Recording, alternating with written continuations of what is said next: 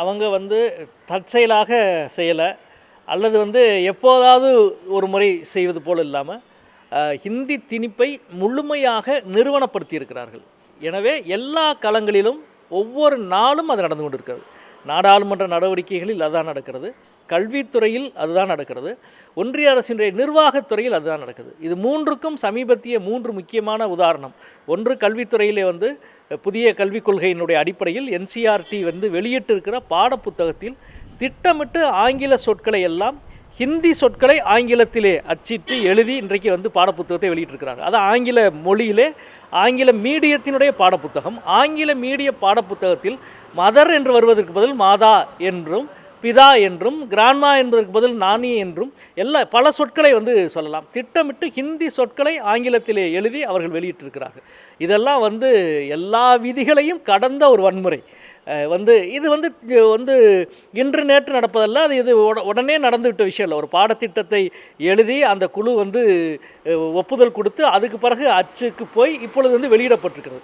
அப்போ திட்டமிட்டு புதிய கல்விக் கொள்கையில் ஹிந்தி திணிப்பு என்பது ஹிந்தி மயமாக்கல் என்பதும் செய்யப்படுகிறது. இது வெறும் தலைப்பு விஷயம் மட்டும் இல்லை. பாடப்புத்தகத்தினுடைய தலைப்பை மாற்றினார்கள் என்று கூட இன்றைக்கு ஒரு பத்திரிகையில் செய்தி பார்த்தேன். இது தலைப்பை மாற்றுகிற விஷயம் அல்ல, ஒரு தலைமுறையை மாற்றுகிற விஷயம் என்று நான் நினைக்கின்றேன். இன்னொரு பக்கம் நாடாளுமன்றத்தில் ஏறக்குறைய 90% நடவடிக்கைகள் ஹிந்திக்கு மாற்றப்பட்டு விட்டது.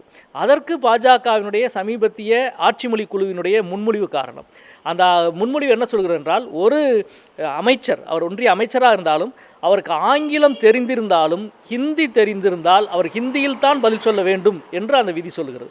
எனவே தான் நாடாளுமன்றத்தில் ஏறக்குறைய எல்லா அமைச்சர்களும் 99% ஹிந்தியில் மட்டுமே பேசுகிற நிலையை நாடாளுமன்றம் அடைந்துவிட்டது. ஹிந்தி தெரியாதவர்கள் ஒரு 2ஆம் பட்ச குடிமக்களாகத்தான் இருக்கிற ஒரு சூழல் உருவாகும்.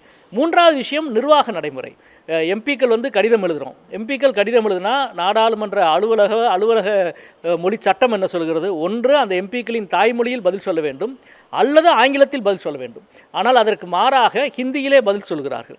கடந்த 3 ஆண்டுகளுக்கு முன்பு எனக்கு ஹிந்தியிலே ஒரு ஒன்றிய உள்துறை இணையமைச்சர் பதில் எழுதினார்.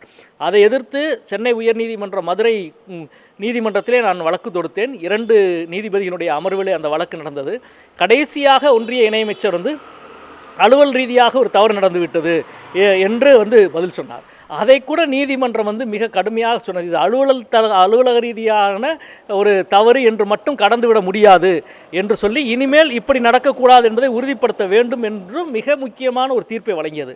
ஆனால் இன்றைக்கு பல எம்பிக்களுக்கு அநேகமாக எல்லா துறையும், ஒன்றிய அரசுடைய எல்லா அமைச்சகமும் ஹிந்தியிலே பதில் எழுதுவதை ஒரு வாடிக்கையாக அனுதினம் கொண்டிருக்கிறார்கள். இப்பொழுது எனக்கு வந்திருக்கிற பதில் நேற்றைக்கு 2 நாட்களுக்கு முன்பு வந்திருக்கிற ஒரு பதில். ஒவ்வொரு முறையும் நீதிமன்றத்துக்கு போ, அல்லது ஒவ்வொரு முறையும் மக்கள் மத்தியில் போ, நான் செய்கிற வேலையை செய்வேன் என்பது இது வெறும் தவறுதலாகவோ அல்லது ஆர்வக்கோளாறால் நடப்பதல்ல. திட்டமிட்ட ஹிந்தி திணிப்பை அனைத்து துறைகளின் வழியாக கொண்டு சேர்க்கிற ஒரு வெறிகொண்ட நடவடிக்கையை ஒன்றிய அரசு முன்னெடுத்து வருகிறது என்பதைத்தான் நாம் பார்க்கின்றோம். அதாவது ஒன்றிய அரசினுடைய தத்துவார்த்த ரீதியான, கொள்கை ரீதியான எதிர்நிலம் என்றால் அது தமிழகம் மிக முக்கியமான பங்கினை வகிக்கிறது. அது குறிப்பாக சமஸ்கிருதமயமாக்கலுக்கு எதிராக, இந்தி திணிப்புக்கு எதிராக, இந்துத்துவா கோட்பாட்டுக்கு எதிராக கொள்கை ரீதியாக உடனடியாக வினையாற்றுவதும், அதற்கு எதிர்த்து எந்த அளவுக்கு நீதிமன்றங்களிலும் அல்லது மக்கள் மன்றங்களிலும் அந்த கருத்தை கொண்டு செல்ல முடியும் என்பதற்கு ஒரு முன்னுதாரணமான பல வேலைகளை செய்து கொண்டிருக்கிற நிலமாக தமிழக நிலமும் தமிழக அரசியல் சூழலும் இருக்கிறது. எனவே தான் நமக்கு எதிரான தாக்குதலை அவர்கள் ஒவ்வொரு நாளும் அதிகப்படுத்துகிறார்கள், கூர்மைப்படுத்துகிறார்கள் என்று நினைக்கிறேன்.